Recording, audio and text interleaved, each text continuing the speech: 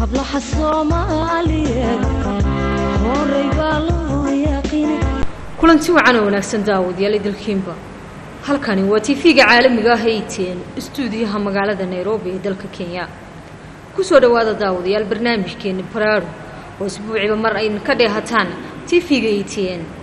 isbuucaani ayaynu daawadayaal barnaamijka waxaynu kaga hadlaynaa xalka Soomaaliya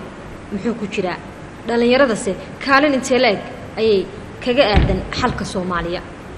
waa qodobkeena dooda ee barnaamijkeena Baraaro isbuucaani in kaga hadli doono maadaama Soomaaliya ay halakeeyeen dhibaatooyin isla markaana muddo 19 sano ay ku soo jireen dhalinyaradii inta badan ay noqdeen kuwa kala yaca isla markaana gala wadamo badan daama dalkii uu burbur hareeyay ayayna Soomaalidu waxay ay qabteen horumar la taaba karo sida dhinacyada isgaarsiinta ganacsiga iyo waxbarashada oo ilaa heer jaamacadeed laga heli kala gudaha dalka Soomaaliya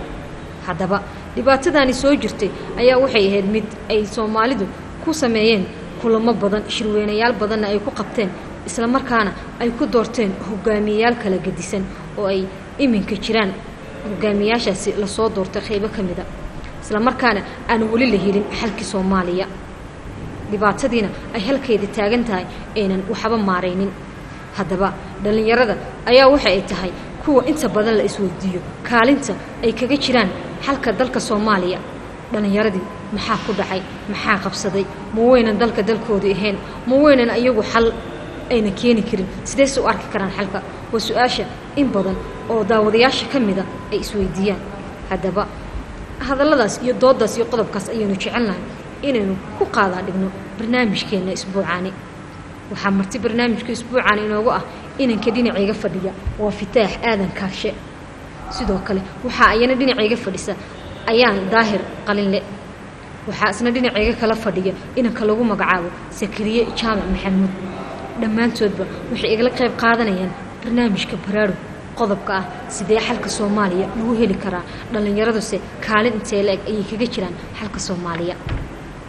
hadaba daawadayaal haddii aan gudagal su'aasha ugu horeeyda ayaa waxaan jeclahay in aan siiyo inanka geeskeyga fadhiyo waa Sakariye sidee xalka Soomaaliya lagu heli karaa in Sakariye ku soo dhaweey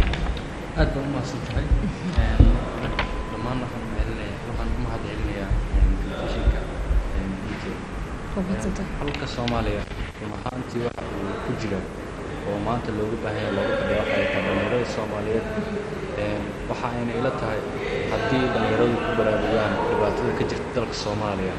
oo ay ku dadaalaan sidii ay dalka xal ugu